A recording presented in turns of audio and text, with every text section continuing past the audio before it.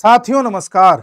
साथियों, अभी ऑपरेशन सिंदूर के दौरान राहुल गांधी ने सरकार का जो सबसे ज्यादा साथ दिया वो बस इतना दिया था कि इन्होंने कहा कि हम सरकार के फैसले के साथ खड़े हैं। इसके अलावा आपने राहुल गांधी के मुंह से कोई ऐसा शब्द नहीं सुना होगा कि इन्होंने भारत के आकाश तीर की तारीफ करी हो, रफाइल की तारीफ करी हो, S-400 की तारीफ करी हो या डिफेंस फोर्सेस की एक्स्ट्रा ऑर्डिनरी तारीफ करी हो। मोटी मोटी सी बात कहकर निकल गए कि हम सरकार के साथ हैं, हम सेना के साथ हैं, सरकार जो भी स्टेप उठाएगी हम उसके साथ खड़े हैं, बस बात खत्म। पहला। दूसरा ये कि आपने पिछले कई वर्षों में राहुल गांधी के मुंह से कब चाइना की बुराई सुनी है, आप ये बता दीजिए। तीसरा ये कि अभी जो भी ऑपरेशन हमने किया पाकिस्तान के विरुद्ध, इस ऑपरेशन के बाद पाकिस्तान लगातार कह रहा था कि हमने भारत के इतने विमान गिरा दिए, इतने फाइटर जेट गिरा दिए, इस तरह की बातें पाकिस्तान कह रहा था। उसके अलावा भारत में कोई नहीं कह रहा था। उसके अलावा अगर भारत में किसी ने सवाल पूछा कि भारत के कितने फाइटर जेट गिरे ये बताइए मोदी जी, तो वो राहुल गांधी थे। इससे भी आप डिनाई नहीं कर सकते। एस जयशंकर साहब का नाम गलत लेकर के या उनका वीडियो कोट करके उनका मजाक उड़ाना कि भाई एस जयशंकर साहब ने तो पहले ही पाकिस्तान को बता दिया था कि हम तो जो है टेररिस्ट कैंप पर ही अटैक करेंगे, आर्मी पर नहीं करेंगे। इस तरह से उनको टारगेट करके क्वेश्चन करने का काम किसने किया था? राहुल गांधी ने किया था। 2008 के आसपास कांग्रेस की पार्टी ने चाइना की कम्युनिस्ट पार्टी के साथ एक memorandum of understanding MOU sign किया था। उस MOU में क्या लिखा है वो आज तक किसी के सामने नहीं आया। इस पर भी प्रश्न उठता है। उसके बाद अगर आप देखें तो लगातार आपने देखा कांग्रेस के शासन में 2004 से 2014 तक हमने बॉर्डर के निकट कुछ ज्यादा सड़कें वड़कें कुछ इंफ्रास्ट्रक्चर नहीं बनाया था, क्योंकि शायद हमारी सरकार का ये मानना था कि अगर हम बॉर्डर के निकट, जो चाइना का बॉर्डर है उसके निकट अगर कुछ बनाएंगे तो चाइना नाराज हो जाएगा। उसके अलावा जब चाइना गलवान में आ गया था 2020 में, गलवान घाटी के पास आ गया था, अक्साई चीन में ही था, तब लगातार ये कहना कि देखो चाइना हमारी टेरिटरी में घुस आया है, देखो मोदी डर गया, मोदी डर गया। इस तरह की बातें कौन कह रहा था? वो भी आपसे नहीं छुपा है। उसके साथ ही जब हम रफाइल की डील कर रहे थे तो चौकीदार चोर है, चौकीदार चोर है, रफाइल में घोटाला हुआ है, रफाइल पर क्वेश्चन मार्क कौन लगा रहा था? वो भी किसी से नहीं छुपा है।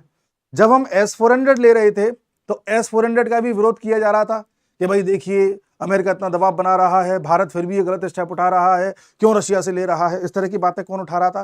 किसी से नहीं छुपा है। उसी प्रकार से जब हम अभी ऑपरेशन सिंदूर चला रहे थे तो उसमें हमने कुछ ड्रोन्स का इस्तेमाल किया था जो इजराइल के ड्रोन थे, प्लस कुछ इजराइल की मदद से हमने भारत में बनाए थे, जो अडानी की कंपनी ने बनाए थे, जो बड़ी मात्रा में ड्रोन्स हमने सेना को दिए। तो उस अडानी का मजाक किसने अभी तक उड़ाया है, किसने उसको चोर या कहें कि एक तरीके से मोदी के साथ मिला हुआ बताया है, वो भी किसी से नहीं छुपा है। कहने का तात्पर्य यह है कि जहां जहां भारत की वाहवाही वाली बात आई है वहां या तो प्रश्न उठे हैं या चुप्पी साध ली गई है। जहां दुश्मन की बुराई करने की बारी आई है वहां हमेशा ही चुप्पी सदी हुई है। तो इस तरह की जो बातें हो रही हैं ये किस ओर इशारा करती हैं, ये प्रश्न खड़े करता है। ऐसी स्थिति में क्या हुआ है, 2022 में राहुल गांधी एक भारत जोड़ो यात्रा कर रहे थे, जिसमें एक टाइम पर इन्होंने ये प्रश्न खड़े किए कि देखिए अरुणाचल में चाइना हमारे सैनिकों को मार रहा है, हमारे सैनिकों के एक तरीके से पिट रहे हैं, ऐसे उन्होंने बोला था। लेकिन मीडिया इस बारे में कोई सवाल नहीं करेगी, लेकिन मीडिया इस बारे में कोई सवाल नहीं पूछेगी। इस तरह से इन्होंने हमारे सैनिकों का मनोबल गिराया था, जिसके बाद इस बात को लेकर के इनके खिलाफ एक FIR करी गई, एक कंप्लेंट करी गई कोर्ट के सामने। वो मामला फिर कोर्ट में गया, निचली अदालत में गया था, लेकिन राहुल गांधी उसे चैलेंज करते हुए हाईकोर्ट में चले गए। और हाईकोर्ट में जब आज उनकी पेशी हुई तो हाईकोर्ट ने उस बात का संज्ञान लेते हुए राहुल गांधी की एक तरह से फटकार लगाई और ये बोला कि माना कि आर्टिकल 19(1) आपको फ्रीडम ऑफ स्पीच देता है, आप कुछ भी बोल सकते हैं, लेकिन इसका मतलब ये नहीं है कि आप कुछ भी बोलें और आर्मी की बुराई करने लग जाएं, उसका मनोबल तोड़ने लग जाएं। जी, तो आज ये खबर चूंकि चर्चा में थी इसलिए जिक्र करना बनता है। मैं आपको दिखाता हूं। Free speech does not extend to defaming army, high court ने राहुल गांधी से बोला है। हाईकोर्ट ने यह भी कहा है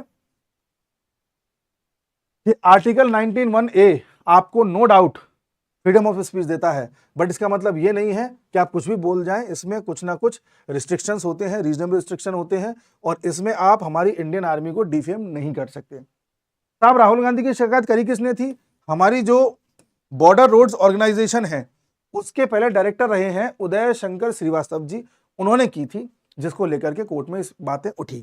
साथ ही हाईकोर्ट ने यह भी कहा कि राहुल गांधी को कोई भी अपनी आगे बात कहनी है तो लोअर कोर्ट में जाए, क्योंकि भाई ये हमारे देश की बड़ी फैमिली है, ये लोअर कोर्ट्स में तो जाते ही नहीं है, ये तो हाई कोर्ट में जाते हैं, सुप्रीम कोर्ट में जाते हैं, और वहां फैसले किसके पक्ष में आते हैं, किस तरह से आते रहे, हम सबको पता है। तो ये साहब राहुल गांधी ने उस वक्त बोला था कि हमारी आर्मी पिट रही है चाइना के हाथों। अच्छा, पिछले साल जब चाइना हमारे गलवान से पीछे हट गया और बिना किसी गोली चले, बिना हमारी जमीन पर कोई कब्जा किया और बिना 1 इंच भी आगे आए, वो वहीं पहुंच गया जहां 2020 में था। उसके बाद क्या आपने राहुल गांधी के मुंह से ये सुना कि देखो चाइना डर गया, चाइना पीछे हट गया, देखो चाइना पीछे हट गया? नहीं सुना होगा। ये जरूर सुना होगा कि मोदी डर गया, चाइना डर गया, ये नहीं सुना होगा। उसके साथ ही अभी नया चला है कांग्रेस के द्वारा, इसमें राहुल गांधी ये कह रहे हैं कि भाई नरेंद्र ने किया सरेंडर, नरेंद्र मोदी यानी कि इनका कहने का मतलब यह है कि हमारी मोदी जी ने आर्मी को एकदम से सीज फायर करने को कह दिया, क्योंकि उधर ट्रंप ने मोदी जी पर दबाव डाला और ट्रंप के आगे मोदी जी झुक गए, उन्होंने सरेंडर कर दिया। इस तरह से ये बात कह रहे हैं। इस तरह की बात कह करके ये किसकी बात को बल दे रहे हैं? आपको नहीं लगता इससे पाकिस्तान की बात को बल मिलेगा? आपको नहीं लगता कि पाकिस्तान इस बात को कोट करेगा कि देखो भारत में राहुल गांधी इस तरह से कह रहे हैं, ये इस बात का प्रूफ है कि इंडियन आर्मी हमसे हार गई, या इंडियन आर्मी हमसे डर गई, या मोदी हमसे डर गया? ऐसा होगा कि नहीं होगा? हम भारतीय जो अपनी आत्मनिर्भर की इमेज बना रहे हैं, जो ये दिखा रहे हैं दुनिया को, ये सिद्ध कर रहे हैं, दिखा क्या रहे हैं, सिद्ध ही कर रहे हैं कि हम किसी की तरफ भी नहीं हैं। हम पे ना अमेरिका की किसी बात का फर्क पड़ता, ना रशिया की किसी बात का फर्क पड़ता, ना यूरोप की बात का फर्क पड़ता। हमारे जयशंकर साहब कहीं भी बैठे होते हैं, एकदम भारत की बात कह के आते हैं, बिना किसी से डरे हुए, बिना किसी से झुके हुए। अभी जयशंकर साहब से पूछा भी गया था कहीं कि आप ये बताइए भारत और पाकिस्तान के इस युद्ध में यूएस कहां था? तो जयशंकर साहब ने कहा यूएस में था। जहां इस तरह से प्रयास सरकार की तरफ से किए जा रहे हैं, वहां इस तरह के सेंटेंस बोलना कि नाम नरेंद्र काम सरेंडर या इस तरह से जो भी है, तो ये इस तरह के जो व्यूज हैं ये क्या दर्शाते हैं कि आप किसकी तरफ खड़े हुए हैं? आप पाकिस्तान की बात को तो बल दे रहे हैं। तो सवाल ये उठता है कि हमारे देश के विपक्ष के ये नेता, विशेष तौर पर राहुल गांधी, आखिर किसका पक्ष ले रहे हैं? हैरान करता है। ठीक है साहब, उसी प्रकार से जब ऑपरेशन खत्म हुआ तो मैंने आपसे बताया था कि हमारे कितने जेट्स गिरे, ये सवाल उठाने वाला कौन था? राहुल गांधी ही थे।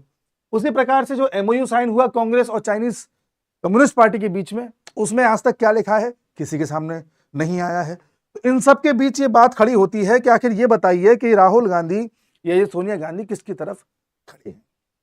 कुछ लोग कहेंगे कि साहब ये तो कांग्रेस पार्टी ऐसी ही है। देखिए साहब, ऐसी ही है नहीं है ये कहना बड़ा मुश्किल है। इंदिरा गांधी ने कई अच्छे काम भी किए थे। कांग्रेस पार्टी के ही लाल बहादुर शास्त्री जी थे जिन्होंने 1965 के युद्ध में भारत को जितवाया। कांग्रेस के मैं मानता हूं नेहरू जी ने भी कुछ तो देश के लिए किया ही था। ये मान सकते हैं कि इंदिरा, लाल बहादुर शास्त्री जी, राजीव गांधी जी, इन लोगों की नीयत में कोई खोट ऐसा सच नजर नहीं आता, क्योंकि कभी इन्होंने ऐसे कोई भारत के खिलाफ बात नहीं कही। लेकिन इनकी कोई बात ऐसी सुनने में आज तक नहीं आई जिससे लगा हो कि भारत एक शक्ति बनने जा रहा है। ये विदेश में जाते हैं, यूरोप में जाते हैं, यूएस में जाते हैं, तो बोलते हैं भारत की डेमोक्रेसी खतरे में है, मीडिया के राइट्स खतरे में है, सिखों को आज़ादी नहीं है। वहां जाकर के कहते हैं कि इंडिया के जो इंस्टीट्यूशंस हैं, चाहे इलेक्शन कमीशन हो, चाहे हमारा सीबीआई हो, ये सब जो है कॉम्प्रोमाइज्ड है। अभी ये 2-3 महीने पहले कह रहे थे कि हमारी लड़ाई इंडियन स्टेट के साथ है। तो मतलब ये क्या सिद्ध करना चाह रहे हैं दुनिया में कि हम एक फेल्ड स्टेट हैं, या हमारा देश बिल्कुल गया गुजरा है, हमारा देश बिल्कुल गुलाम ही है पहले की तरह? ये इनकी मानसिकता को दर्शाता है। पहला तो ये। दूसरा ये कि कभी भी कोई नेता इस तरह की बातें कहता है तो वो अपने वोटर्स को लुभाने के लिए कहता है, वो अपने वोटर्स को इंप्रेस करने के लिए कहता है। अब सवाल ये उठता है कि राहुल गांधी के वोटर्स कौन से हैं जो भारत की बुराई करने पे खुश होते हैं, जो फौज को नीचा दिखाने पे खुश होते हैं, जो भारत की सरकार को नीचा दिखाने पे खुश होते हैं, या विदेशों में भारत की बुराई हो इस बात से खुश होते हैं, या पाकिस्तान की या चीन की तरफदारी कर दो इस बात से खुश होते हैं? तो आप इस बात से अंदाजा लगा सकते हैं कि राहुल गांधी का जो वोट बैंक है वो किस तरह की मानसिकता वाला वोट बैंक है, वो किस प्रकार के सेकुलर या सेकुलर लोग हैं जो इनके पीछे खड़े हुए हैं, वो किस तरह की जमात है जो एक तरीके से एंटी नेशनल है जो उनको शायद वोट देती है। क्योंकि जो ये बातें कह रहे हैं उससे देश प्रेम तो झलक नहीं रहा, शायद इनके वोटर्स खुश होते हों। तो आप इस बात का अंदाजा लगा सकते हैं कि हमारे विपक्ष का ये व्यक्ति अगर कल को प्राइम मिनिस्टर बन जाए तो देश का क्या हाल करेगा। इस बात का फैसला जरूर लीजिएगा।